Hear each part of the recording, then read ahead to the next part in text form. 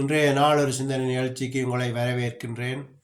இன்றைய நாள் ஒரு சிந்தனை நிகழ்ச்சியில் நாங்கள் பார்க்க போவது, நான் பிரான்ஸுக்கு வந்த புதுசில் வேலைக்கு போகிறேன். நான் போகிறது ஒரு மெட்ரோவில். இந்த மெட்ரோ கொஞ்சம் தூரம் போயிட்டு பிரிந்து போகும்.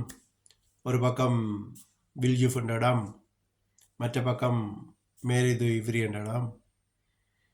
ஆனால் அந்த மெட்ரோ சைட்டில் பார்த்தீங்கன்னு சொன்னால் நீல எழுத்தில் வில்ஜூஃப் என்று இருக்கும், மஞ்சள் எழுத்தில் மேரிது இவ்ரி என்று இருக்கும்.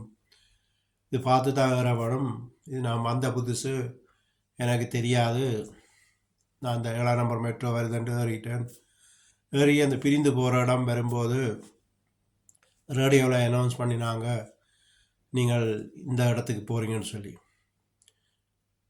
அப்போ அதை கேட்டுக்கொண்டு இருந்தேன்னா டக்குன்னு இறங்கிட்டேன். நான் போகிற இடம் இல்லாது மற்ற பக்கம் சொல்லி. இதே இந்த கதையை உங்களுக்கு சொல்கிறேன்னு சொன்னால், இன்றைக்கு நாங்கள் உலகத்திலேயும் அந்த கட்டத்துக்கு வந்து விட்டோம், கடைசி காலத்துக்கு வந்து விட்டோம். கர்த்தராகிய இயேசு கிறிஸ்துவை ஏற்றுக்கொண்டு நித்திய ஜீவனுக்கு போகிற வழி கர்த்தராகிய இயேசு கிறிஸ்துவிடம் இருக்குது. நானே வழியும் சத்தியம் ஜீவன் சொன்னார். அவரை ஏற்றுக்கொண்டால் நித்திய ஜீவனுக்கு போக முடியும். ஏற்றுக்கொள்ளாதாக்கள் பாதாளத்துக்கு போக வேண்டி வரும். இந்த மெட்ரோவை பார்த்தீங்கன்னு சொன்னால், அந்த பெரிய இடம் வரைக்கும் முதல் சில பேர் இறங்குவார்கள்.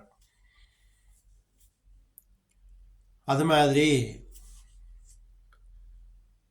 இந்த வாழ்க்கை என்னும் பாதையில் சிலர் முன்கூட்டியே மரித்து விட்டார்கள்.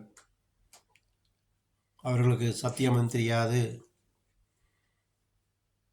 எந்த இடத்துக்கு போக வேண்டும் என்றும் தெரியாமல் இறங்கிவிட்டார்கள். ஆனால் நாங்கள் இந்த இடத்துக்கு வந்திருக்கின்றோம். இன்றைக்கு எங்களுக்கு தெரியும் நாங்கள் எந்த இடத்துக்கு போக வேணும், எந்த இடத்துக்கு போகக்கூடாதுன்னு சொல்லி. அதனால் நான் சொல்லுகிறேன், கர்த்தராகிய இயேசு கிறிஸ்துவை ஏற்றுக்கொள்ளுங்கள். நித்திய ஜீவன் அவரிடம் இருக்கின்றது. அவரிடம் போக வேண்டியதாக இருந்தால் அவரை ஏற்றுக்கொண்டு அந்த வழியில் நாங்கள் செல்ல வேண்டும். இல்லாவிட்டால் மற்ற பாதையில் நரகத்துக்கு போக வேண்டி வரும்.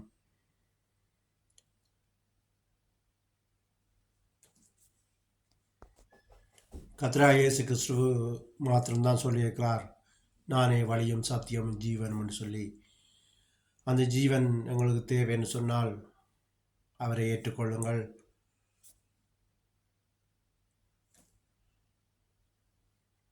பரலோக வாசல் உங்களுக்காக திறந்திருக்கும். இதுவே இன்றைய நாளொரு சிந்தனை நிகழ்ச்சி. நன்றி, வணக்கம்.